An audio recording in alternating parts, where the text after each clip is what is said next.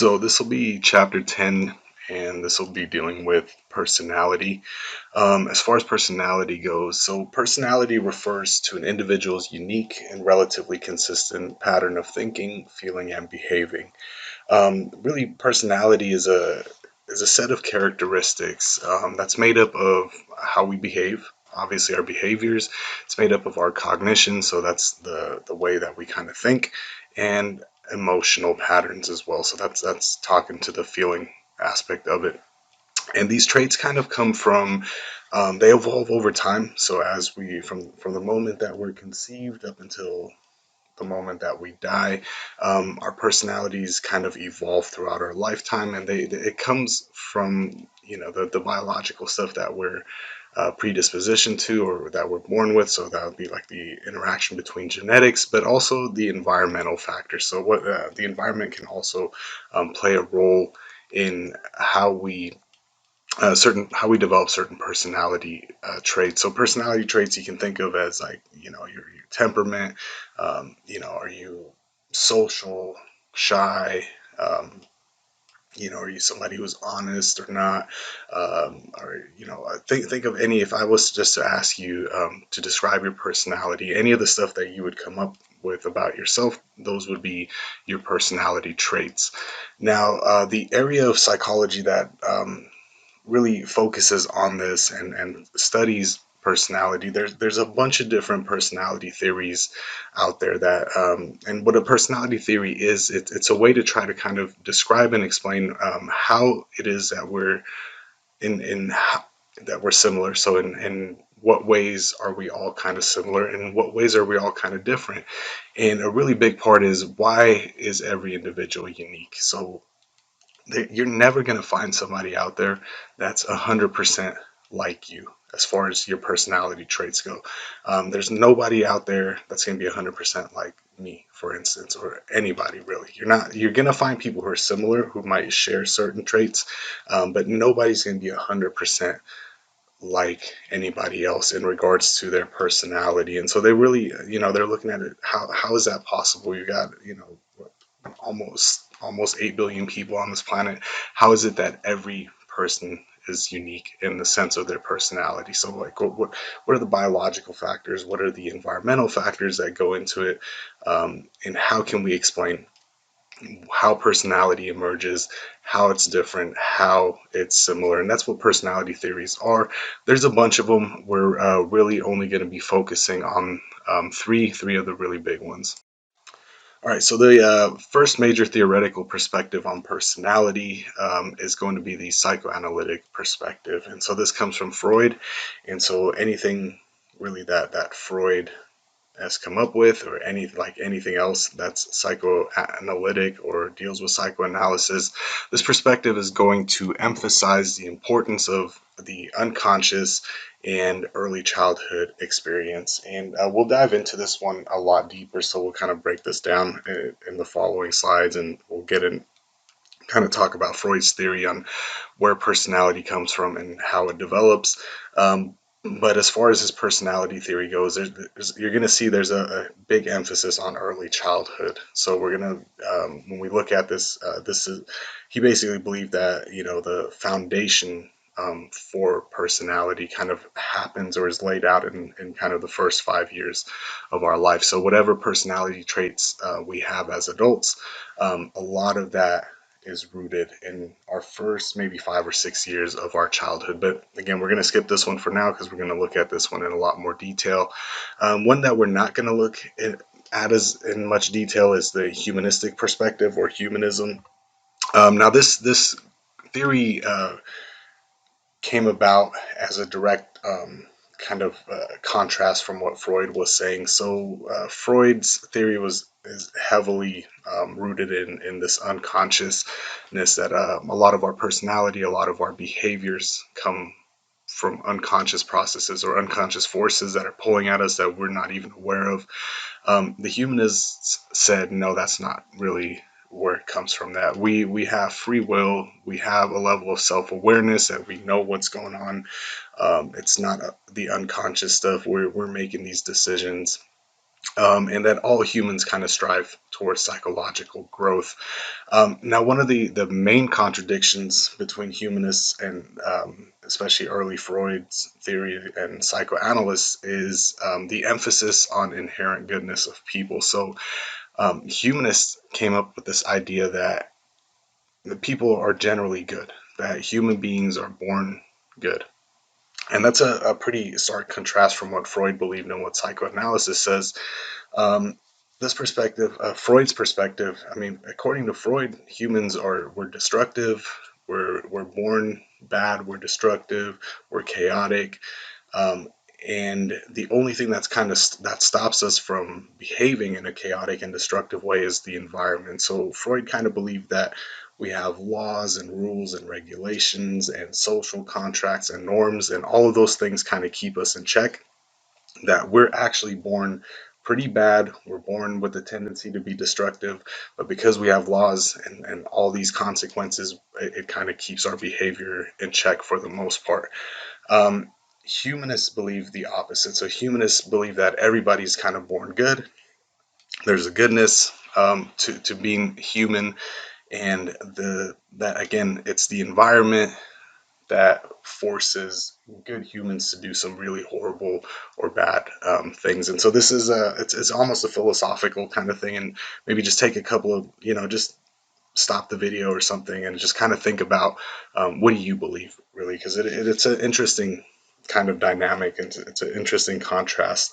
Do you believe that all humans are born bad or chaotic or evil or destructive, and then it's just kind of the environment that keeps us all in check? Or do you believe that all humans are born good, and then again, it's kind of the environment that forces some good people to do some really horrible things? Um, Now, the next major theoretical perspective on personality is the social cognitive perspective. This one also emphasizes consciousness. It emphasizes almost, it's kind of self-awareness in that it emphasizes self-regulation of behavior rather than the unconscious mental influences and instinctual drives that kind of Freud and the psychoanalytic perspective take. A really big thing that came out of social cognitive perspective is this idea that our personality traits are not as cemented in as maybe Freud thought, or some of the humanists thought, that actually whether or not we display certain personality traits is really going to depend on the given situation that we're in. So that's kind of where the social part comes into it. This makes sense. So we might have a predisposition to get angry quickly. But depending on the social situation or the given situation that we're in, we might react differently. We might not give into that. So an example of this might be, let's say you're driving to an interview. So it's an important thing. It's a job interview. It's a job that you really need or that you really want to get, and you're already kind of running late. So it's already a highly stressful situation. And then all of a sudden somebody, cuts you off and slams on the brakes, and then now you got to stop. In that situation where you're already stressed and you're pressed for time and you're trying to get somewhere and you're running late, somebody cutting you off is just going to add to that, and you're going to react to that situation a lot differently than you would if, let's say, you're bored and you're just driving around with no real aim or purpose. You just decided you're going to go out, you're just going to drive around, maybe run a couple of errands because you got nothing else to do and you're just kind of bored. In that situation, if you're just relaxed and you're just bored and you're not doing anything and somebody cuts you off, you're probably going to react a lot differently. Whereas in that first scenario where you're already pressed for time, you might get riled up, you might get angry, you might, flip that person off or shout some obscenities at them. You might not react that way if you're kind of just relaxing and just driving around. And so that's really what the social cognitive perspective says, is that our personality traits, yes, we're more predispositioned to certain personality traits, but whether or not whether or not we actually display those traits, it's going to depend on the environment that we're in. It's going to depend on how we feel at the time or what we're thinking about at the time. And that's really what the social cognitive perspective kind of gave psychology in terms of how they view personality. Now, Freud's psychoanalytic perspective on personality really saw personality and behavior as the result of constant interplay among conflicting psychological forces. So, and this is the one we're going to spend a lot of time on, but Freud really saw our personality as being made up of different structures and different parts. And this is kind of what we see on the slide. Some of you may have heard of this before. I've seen this before. This is Freud's iceberg analogy of personality. And Freud kind of said that our personality is similar to an iceberg in the sense that when you're looking at an iceberg out in the ocean, the part of the iceberg that we can see that's above water, that's really only just the tip of the iceberg, and that there's so much more underneath that we're not even aware of. And he kind of said that's the same thing about our personalities, that the part of our personality that we're aware of, that's really just the conscious part of our personality. That's like when we're consciously trying to make a decision on something, or we're planning something ahead. So we're planning some kind of a behavior that we're going to do in the future. That's the part that we're conscious of. But there's so much more underneath, like an iceberg, so much more underneath the water that we can't see that contributes to our personality. And so, when you're looking at this picture here of this iceberg, the tip right there where the penguin is sitting on top, that's the ego. That's our conscious part of our personality. That's a part that we're aware of. And then off to the side is the superego, and underneath is the id. And I'll talk about all three of these in a lot more detail on the next couple of slides. But this is kind of how Freud said we should conceptualize personality, that the ego, the conscious part, that's what we're aware of, that's the tip of the iceberg, and then underneath is the id and the superego. The superego sometimes we're aware of, that's why part of it is kind of above water and then the rest is underneath. But the one part of our personality that we're never going to be able to be aware of, that's the id, that lies underneath the water, that's at the very bottom. And what the id is, we'll talk about this one next. The id is the primitive and instinctive component of our personality. So the id meets our basic needs. The id is primitive. It operates on something called the pleasure principle. So the part of the id, and so you gotta kind of think of our personality in terms of what Freud believed as being made up of these three things. So the id, superego, and then the ego. The id is the primitive part. So this operates on something called the pleasure principle, and the pleasure principle is basically just this. I want you to feel pleasure all of the time. I don't want you to feel any kind of discomfort. Whatever makes you happy, whatever makes you feel pleasure, that's what I want you to go out and do. And that's what the id part of our personality is. It's the part that always wants you to be happy, always wants you to feel pleasure, and stay away from any kind of discomfort, anything that doesn't make you happy. All right, so just to give you guys an example, for instance, let's say you're hungry, right? You're feeling hungry, your stomach's starting to growl, and let's say you're either at in school or you're at a job and you're sitting there, and but you can't leave yet, and you're feeling hunger. The id's gonna tell you just do whatever you need to do to get some food. So maybe a classmate or a coworker walks into the room and they have food. The id's gonna tell you, hey, go take that person's food, right? Like run up there, punch this person in the face, take their food, eat the food. That's what you want right now. That's what'll make you feel pleasure. It doesn't want you to wait. It doesn't want you to, have to wait until class is over or wait until your shift's over and then go out and get food. It says, go do this right now. This is what we need to feel pleasure. Right now, you're in discomfort, you're hungry. Do whatever you need to do right now to make this discomfort go away. A really good way to conceptualize it, the it is what we're born with. And if you look at a newborn baby's personality, it's 100% id, right? Newborn babies, a baby, any baby that you can think of, does not want to feel any displeasure. As soon as they feel any form of displeasure, what do babies usually do? They start screaming and crying and kicking, right? So if a baby's hungry, they're gonna cry until somebody feeds them. If they're bored, they're gonna cry until somebody stimulates and plays with them. If there's too much going on, they're gonna cry until somebody takes them out of that and brings them into an environment where it's a lot more calm. If they soiled their diaper, right? So they got a dirty diaper, they're gonna cry until somebody changes them. That's all it, right? It's all pleasure. I just want pleasure, and I want to avoid any kind of discomfort, and that's the goal of the id.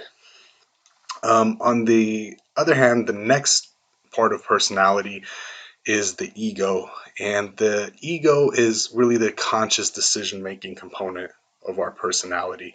So the ego has to operate on the reality principle. So what the ego does, the ego is really, that's your conscious self. You are the ego. Whenever you're making a decision, the conscious part of you, that is what the ego is. The ego operates on the reality principle, which says that we have to deal with the consequences of our actions. So we have to take that into consideration when we're making decisions.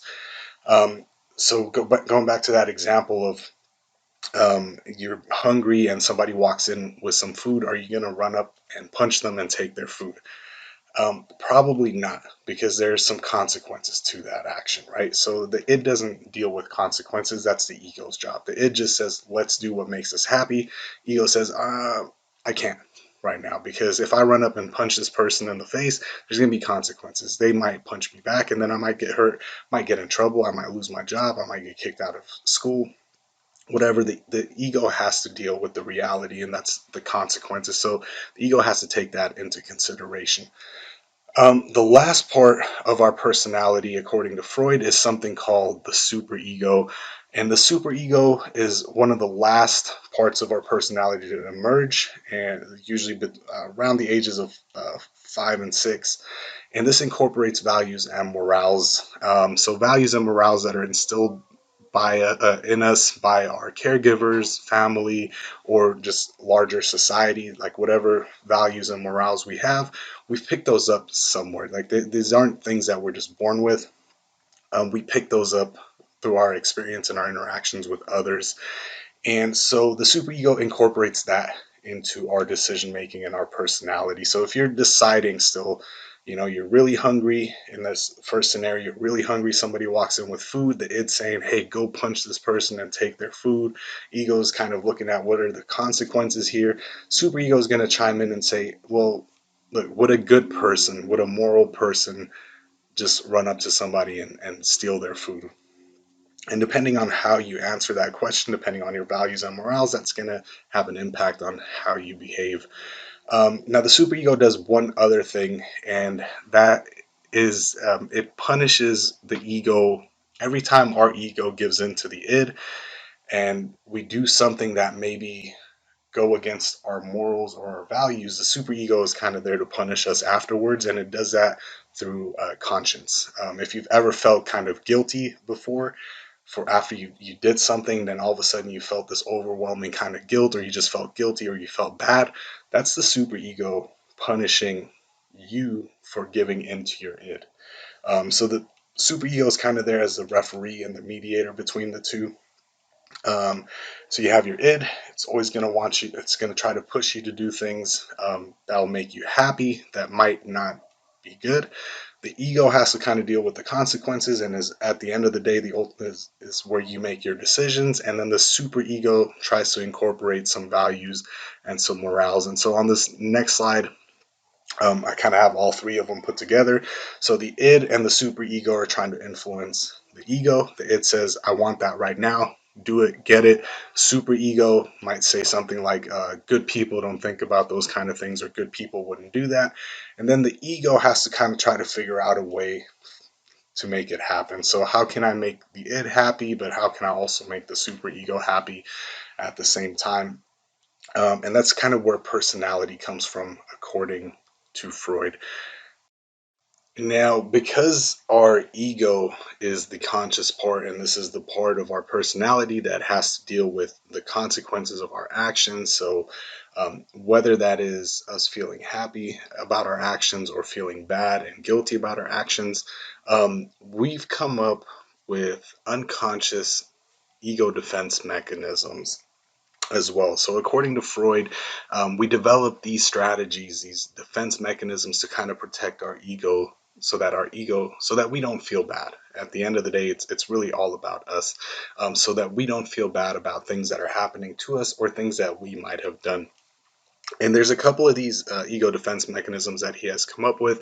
We're not going to cover every single one because I think there's something like close to 70 or 80 that Freud developed. We're only going to talk about some of the biggest ones that he came up with and the ones that we generally use most frequently. And so they're here listed here, and you are going to be required to differentiate between all of them on the final.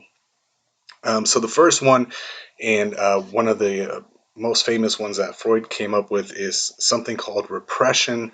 Now, repression is really it's the repression of memory. So memories that maybe aren't great. So things that we're not really fond of, or just things that maybe have happened to us that are horrible. Um, Unconsciously, sometimes our brain just represses those memories and doesn't allow us to remember these things happening. So one of the main examples where repression happens a lot, if you have a child, for instance, who suffers abuse by a parent, they repress those memories and then they become completely unaware of them as adults. And now the repressed memories of the abuse, even though the person can't really remember any abuse happening to them, those repressed memories may still affect their behavior. And one of the things that might happen is that it causes them to have like a hard time forming intimate relationships. So that would be repression, is taking these horrible, horrific things that have happened to us and repressing them so that we don't consciously remember that stuff happening. The next one is displacement, and displacement is where generally this happens with anger, where we tend to displace our anger. So, for example, let's say you're at work and you get reprimanded by your boss. So your boss, let's say it may be unfairly, your boss just gives you a hard time, yells at you, just makes you feel really bad. In that instance, you can't really lash back out at the boss because you probably won't have a job afterwards. So this usually happens where somebody has some authority over you. So somebody makes you upset, but they have authority over you. You can't really lash back out at them. Where the displacement happens is you take all that anger and those hurt feelings and then displace that onto another target, a target that generally you have some authority over, where you know that they can't really do anything back to you. So what might happen in that situation, you just got yelled at by your boss made you feel really bad. You might go home and, for example, maybe kick your dog or yell at your spouse or your partner or yell at your kid. That's displacement. So I hope that makes sense. It's where somebody with authority over you makes you feel bad. You can't really retaliate, but you can take that anger and that sadness or those emotions and then displace them onto somebody else who has less power than you do. And so, a very common example would be something happening at work or whatever it might be. Get a ticket and you can't really do anything to the police officer, but you can go home and be mean or nasty to your spouse or mean or nasty to your children or pets. That's displacement. Sublimation is a form of displacement, but it's a really healthy one. So sublimation is when people take that anger or that those negative emotions and actually do something productive with them. So rather than going home and kicking the dog, you might go to the gym and punch a punching bag or go run around the block a couple of times. That's what sublimation is. You're taking all of that negative, the anger or the hurt or the sadness, and putting that into something productive. And as a joke, I always use Taylor Swift as an example here because like every time she gets broken up with, then she puts all her energy into an album and then drops like a hit album. So that would be sublimation. The next one is rationalization. So rationalization is where we try to rationalize our behavior. So a good example of this might be, let's say you've got a bad mood or you did something that you're not very proud of. You might explain that because your morning commute. I'm in a really bad mood, and so I was very short. This person said hi to me, and I kind of ignored them. You might rationalize that behavior to yourself later by saying, "Well, it's because I'm not a morning person." For example, or I was stuck in traffic and I was late to my class, so I was already kind of upset. Um, you might, if you've ever been in a situation where you were up for a promotion and then you didn't get it, you might rationalize to yourself after the fact, saying like, oh, well, I didn't really want that promotion anyway. It was going to give me just way more responsibility, and I would have had to do a lot more work. So that's kind of rationalization. We're protecting our ego, right? We would feel bad if we didn't get the promotion, but to protect ourselves from that, protect our ego so that we don't feel so bad, we rationalize about why we didn't want that promotion. Um, After that, we got projection. Now, projection is a pretty classic defense mechanism. It's where we're taking our own feelings and our own thoughts and projecting them onto other people. So, a very common one would be, for example, like saying another person hates me. Like, I know that person hates me, rather than saying what we actually feel, and that's actually that we dislike that person or we hate that person. We project that onto them because obviously we're not bad people. So I never hate anybody. It's everybody else kind of hates me. Um, Projection, you see this with substance abusers, like I don't have any problems. Everybody else has the problem with my substance abuse. Another very common one happens in relationships where you have one person, maybe in a romantic relationship, they cheat on that person, and then they also become the one who actually starts to accuse the other person of cheating. That would be projection. Then we're talking about denial. Denial is exactly what it sounds like. You deny that anything even happened, or you deny that there's a problem. A common one might be like a good example of this is like smokers.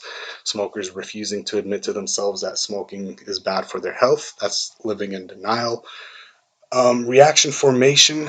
Reaction formation occurs when you feel a certain way or you think something, and you then behave in the complete opposite of that. So that's what reaction formation is. Reaction formation is behaving in the opposite manner of what you actually feel or think. Now, you might laugh because this might be some of you, or that you might have experienced this before. But think about a person that you just absolutely can't stand or you don't like. You're like, oh man, I can't stand that person. I hate them. But then anytime that person comes around, you're overtly nice to them. Like you go out of your way to be nice to that person. Sometimes people say that you're being fake, but that's reaction formation. Is like, oh, I can't stand this person, but every time you see them, you're really happy. Like you pretend to be really happy. You pretend to be really nice to them. Um, Another fairly common one in reaction formation, and this, I mean, you hear about this in the news all the time, this in politics or even like religious leaders, people who are very openly, they criticize like gay rights, or they criticize gay people. And then, later on, a couple of years down the line or a couple of months later, it turns out that they have that they're basically gay themselves. That's reaction formation. It's again, it's behaving in a way that's opposite of how you actually feel or think. Um, then the last two, undoing and regression. Undoing is again, it's fairly self-explanatory. You're trying to undo something, so you do something that you feel bad about or you feel guilty about, and then you just try to undo it, pretend it never really happened. But undoing is not you apologizing. Undoing is without the apology. So you're not even acknowledging that you did something wrong. You're just kind of going about your day as if nothing happened. So, good example is like buying a gift for a partner or spouse after being unkind to them. But again, you're not apologizing. So you're not saying you're sorry. You just go out, you maybe get them flowers after you said something really mean, but you don't say sorry. You see this a lot, especially in male friendships. I mean, like men can fist fight, and then 2 hours later they just go about their business. Hey, you want to hang out, like, and without even addressing the fact that anything happened. You're just undoing it. You're pretending it never happened and moving on. Um, then the last one is regression. Regression is what happens with regression is that anytime we're facing psychological stress or just stress period, we're in a stressful time, our behaviors become a lot more childish. So we start to regress in psychological age. And so you see this anytime there's stress going on, people's behaviors start to become a lot more childlike, and that's your brain is saying whatever is going on right now. I want to go back to when I was a kid because I didn't have to deal with all of that. So, for example, um, things that regression. Let's say you're having an argument, a really heated argument with somebody else.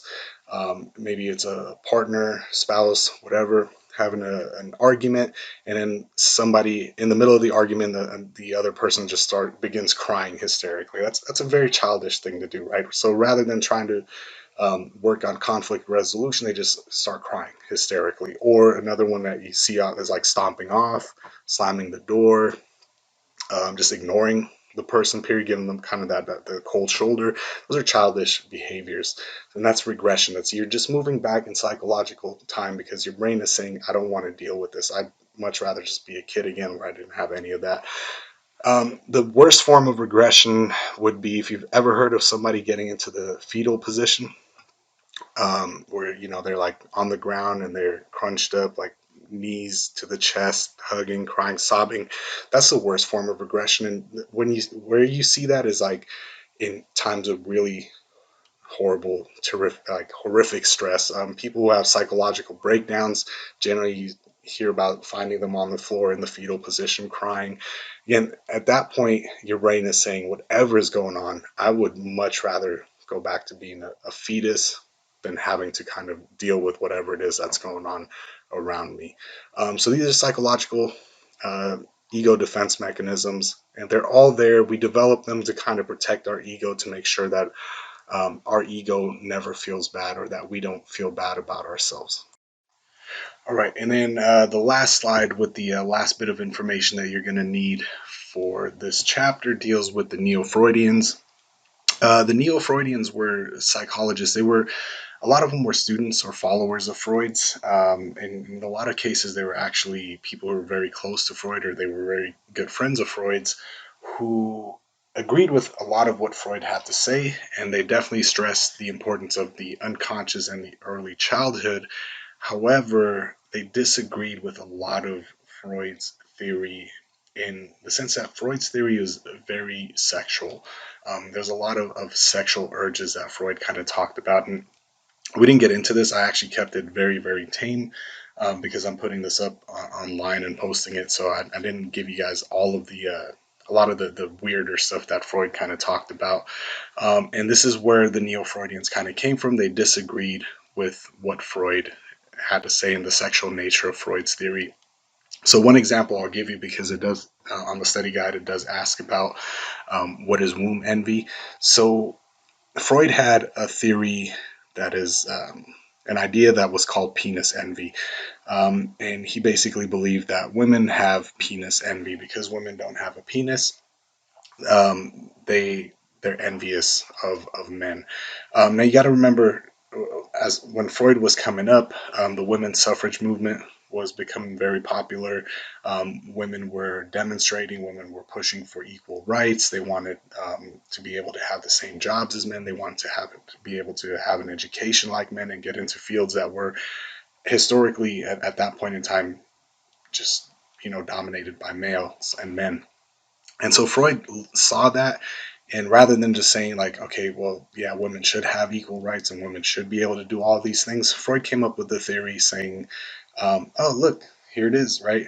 Women have penis envy because they don't have a penis, so they want to do all these other things that men do, because they're envious of them. So one of the people who disagreed with that was Karen Horney. She was one of the Neo-Freudians, and she came up with something called womb envy instead. So she said, "No, look, it's not. Women don't have penis envy. What it is men have womb envy, because men understand that women have a womb. Women have this amazing ability to create life. That's something that men can't do. And so, if there weren't any women, there wouldn't be any men, and therefore, men have womb envy, and they need to subjugate women and keep women down in society. Otherwise, women would have all of the power in the world."